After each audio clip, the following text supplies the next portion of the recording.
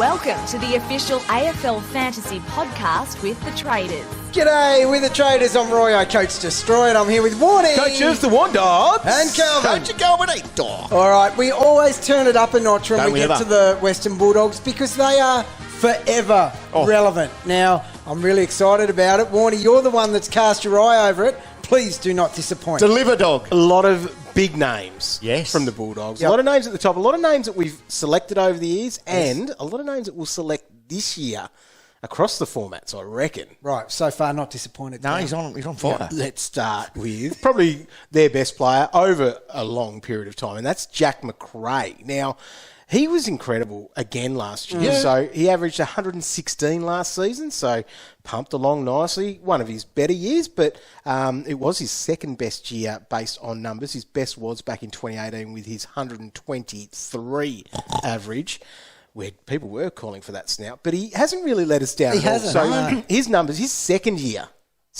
in the system, averaged 104. Oh, excuse me. Wow. He's really good. Didn't have a breakout in his third year because he maintained that epic average of 104.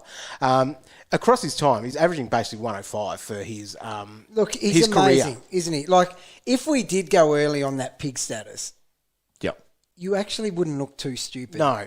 I think a big part of it is probably that is his consistency. He does have a ceiling. He does pump out big scores He for does. us, but he has been pretty consistent. Like last year even, he only had one score under 90, and that was like an 81, so it wasn't an absolute disastrous type score. No. Unless Calvin talked us into making me our captain I this had week. the C on him. Yeah, it's okay. You're right, mate. So I guess the question is, I think he's got a slight bit of value in Classic because he could be a 120 player, but he's one that you can just wait on, I think. He's an upgrade target for Classic. However, draft is where he's the most relevant for us for our discussion because where does he go in draft? And this is where I wanted this conversation to go because I think we probably have him about 4 or 5 on our lists as midfielders. Roy? Yeah, probably. Yeah. Yeah. I'm going to say that he could be close to 1. What? Well, it's hard to argue with, but, Dog, I think He's played every game in One's the a bit last too 3 far. years. you would never have him in front of Tom Mitchell No. Or Jack Steele? You could argue. or Took Miller. Yes, I could Wash find your quite an mouth out. argument Gasp. to have him ahead of Took Miller. Really? You didn't own him last year, though, did you? There you go. No, I just Bitter- think bitter old thing man is, you are. He is just such a safe pick. He is. Yeah. Yeah. You're going in picking him, going. You can tell yourself stories about some of these other players that could be negative. Yeah. We've tried to talk ourselves out of Jack Macrae in the past as well. Oh, he spends too much time on the wing. Looked at his CBAs from last year, right up there. That was relevant back then, though. Yeah. Remember he got bevoed and sulked about it? Yeah, he Like did he had head tilt. He had a gaff head He had tilt. gaff head. 115 average next to his name. The gaff head.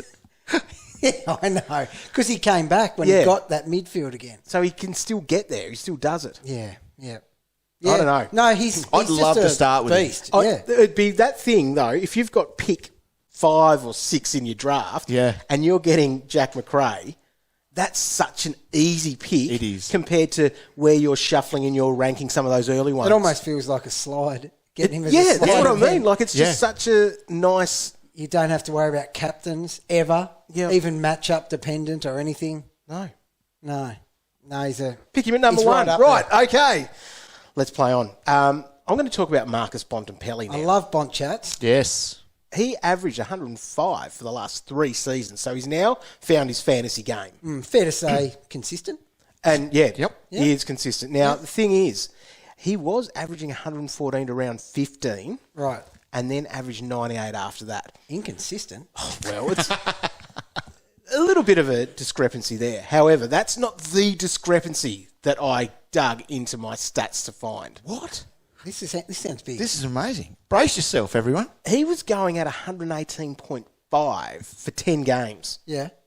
Those 10 games, while Dunkley was out. Huge stats. When Dunkley was in the side, Most people were sitting down. When Dunkley was in the side, he averaged 96.3. So in those 10 games without him, he was up 22.2 points per game Richie Beno, be pleased. when he was out. It's an incredible stat. Yeah. That's stat of the day. It is stat of the day. Quite easily. Well done, dog. Because I don't have many more. So you can't pick him then. You can't No, pick him. I don't think you can. No. And then that puts that draft conversation. Yeah. Is that 108 Yeah. real? No. So what is it? He's just a straight 100. Yeah. He's a straight 100. That's probably better than the 96 because he's been that Yep. 105 for the last 3 years. I'd go as far to say he's probably likely to be 105. Okay. Finds a way to get there. Okay, so you're not trusting the 108 though. You're going to 105. Yeah, because there'll be games where Dunkley's in, Dunkley's out, Yep. or 105. Okay. Yeah. The most selected dog is Josh Dunkley at the moment. 41% of teams have jumped on him. Now, he is a fantasy beast. We love him. He does some very nice things. He's pumped out some hundreds before for us, but always been quite a decent high 90s as well. Yeah. He He's just started so well. Yes. He did. Well, that's the thing. Before that shoulder injury that he had, he was averaging 116 up till then. So that's ridiculous. Didn't drop Massive under 100 numbers. either in that time. And did so he? he's now got the forward status for us, Yep. which is just what I guess his big relevance is about. So he's got his price there at 767, which is priced at 92, basically. Okay. So that's a lock for you? Yes, He's in my 100%. team. Yes. He's in my team. Yeah. That's just too good for what he can do. As recently as last year. Now, role is an issue Yeah, 100% it is. because he was playing midfield forward Yep. at the start of the season as opposed to forward mid. So And there is a difference his there. He numbers- wasn't just pinch hitting. Yeah, it was half and half though. Like it Yeah. wasn't. It was very much a mid forward sort of role. Centre bounce attendances at the start of the season while he was averaging that. Yeah. 67, 44, 41, 41, 50, 41. So, just under half really of Yep. what he was looking at with his CBAs. But they dropped away in the back half of the season, as his scoring did as well. I think looking at my numbers, once again, he failed to hit the fantasy ton on return from that shoulder. But that's what we can talk about, injury effect. It doesn't just mean the game that he got injured in. No. It's that return from it as well. Can I just add something here? A little bit of trust your eye. Won't find it statistically. Right. He, in those first few weeks, when I was talking about that mid-forward role, when he wasn't the CBAs, he was a high half forward pushing. He was an extra mid everywhere around the ground. So not at the CBAs, obviously, according to that dog. Well, he was probably hitting, 45% on average, but he still remained everywhere. Yep. Like, he was at each stoppage around the ground. I thought, Yeah, so here's a Freako stat. Trusting the eye. Freako stat. From round 18 onwards last year, and including finals, he attended 37% of CBAs. Okay, we're at the start of the year, in the first 6 games, he was there 46% of the time. And I just don't feel he was pushing up and covering the ground at the back end of the season. But still, pick him up. Oh, yeah, definitely. The upside's humongous. Yes. Now, his COVID buddy would be Adam Treloar because they are best mates, if you didn't know that. He has been a fantasy machine across his career. So since year 3 in the comp to 2020, he averaged 109. That's a lot of years. That's a lot. For him, Cow. Yeah, exactly right.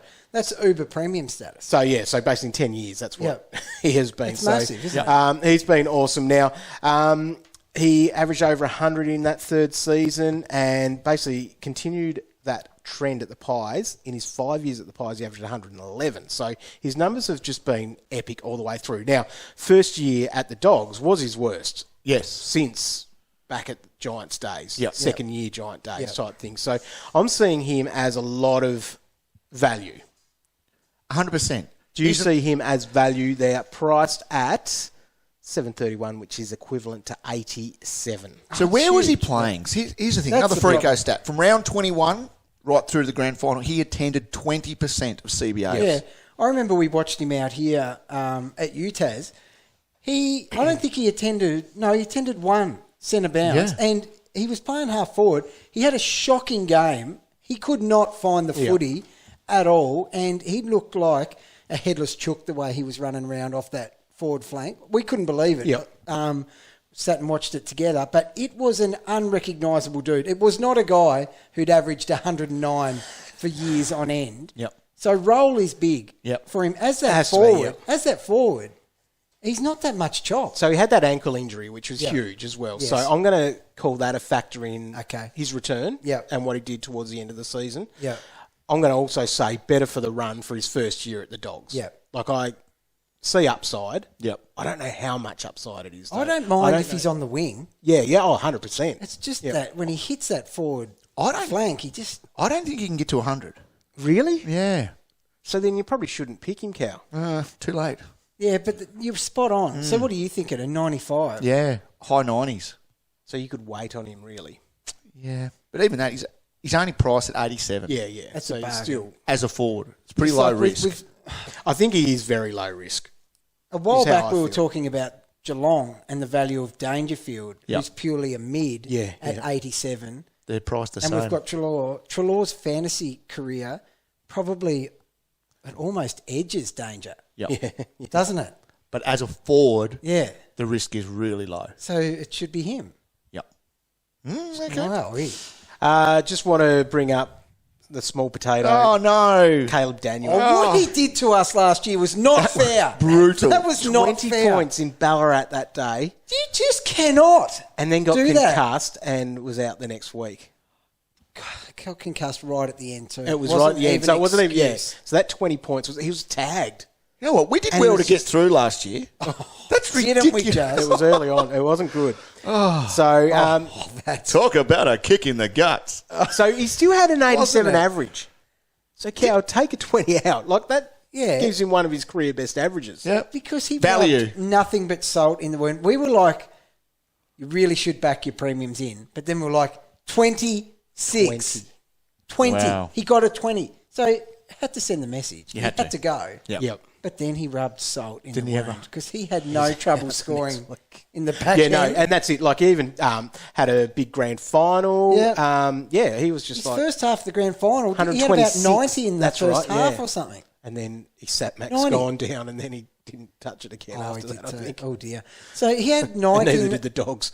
So he had 70 more at the half than he had in that whole game.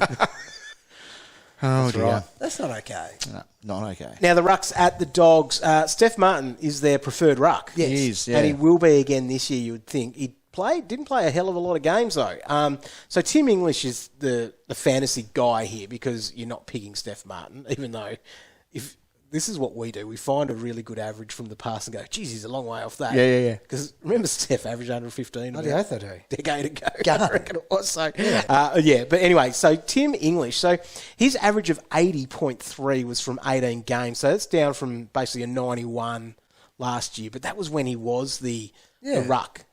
So Well, they reckon him. They are, yeah. This is a weird Yeah. thing. he is a ruck forward. Because I, like as you two do, we love Steph. Oh, yeah. We love Steph. But like Tim English, they'd put that time into him early when he was getting just bashed up in there. Yep. He's pretty big in that now. He got his average to 91. Yeah. Like you can't be a potato and do that. No. I was And swagging. now they've just like put the handbrake on, thrown him forward, and now he cops a fair bit of criticism. I was Trade radio swagging we're last talking about year, it. Roy. Yeah. When I picked him up as a ruck in our startup keeper league. I'm not surprised. I thought that was, I've Yep. got the one. Yeah. For the next decade, the Dogs are looking good. Yeah. So, Bum, bum. like, I would And still... because he's got forward status, because my side is so bad, he's staying. Well, and he has to. What do you think he can do this year? So 8 is not an awful. It's No, not awful. it's not awful. But he was on the verge of pushing triple figures. That's what his trajectory was doing. Yeah. Yep. And then now it's taken a massive leap back, and he cops criticism now. Yep. It's a bizarre thing. He's going to be really good one day, He will, won't he? but it's not this year with Steph still holding that mantle. Agree. Who knows, Sam Darcy might take over his job in the coming years. He was their pick 2. He's got defender forward Well, that's status. true too. Yep. So he's a bit of a utility of a player. He probably does become a ruck Yeah. eventually. So Who Cooks- knows? So, I reckon he'll be in the VFL, though. A lot of people are picking him, though, so it's sort of almost a little bit of a flag there.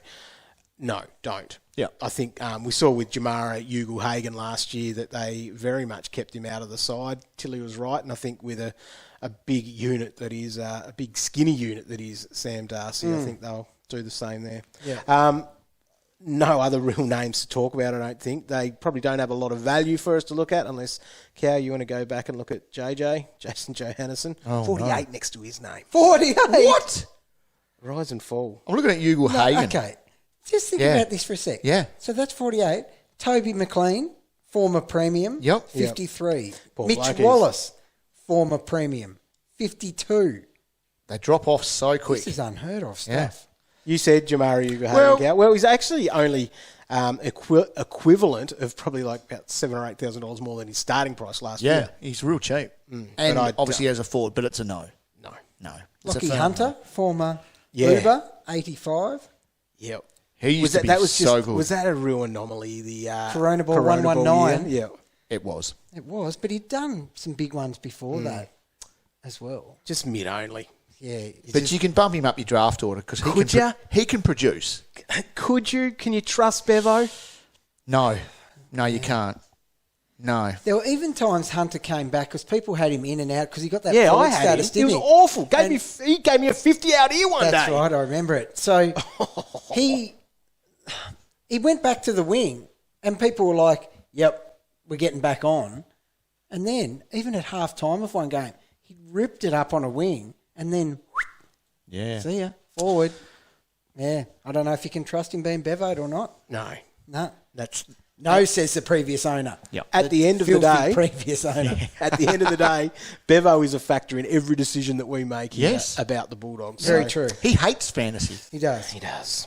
Or maybe he's got his own team and he doesn't pick any Bulldogs. Yeah, could be Probably true. smart.